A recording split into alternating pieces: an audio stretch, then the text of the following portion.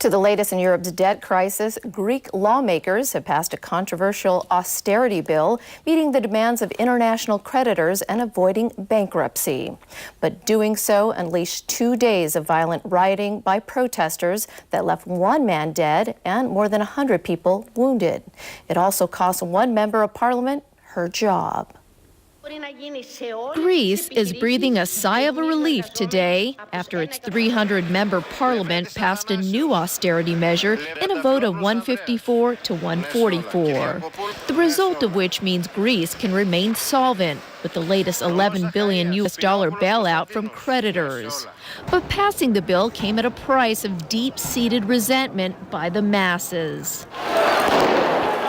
Clouds of tear gas choked central Athens before and after the vote as riot police fought anti-austerity demonstrators for several hours before hooded youths took to hurling firebombs and stones.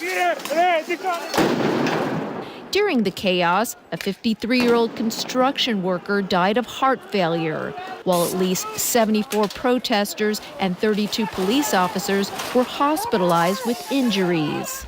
But Prime Minister George Papandreou said his hands were tied. Creditors gave him the ultimatum. Athens must pass extra austerity measures before the next payout or face running out of money by mid-November.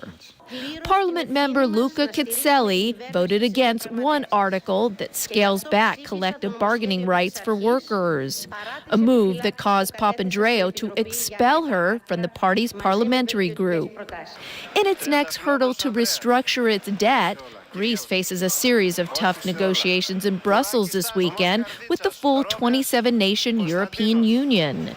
German Chancellor Angela Merkel insisted today her country and France agree over the main points of the plan to deal with Europe's crippling debt crisis.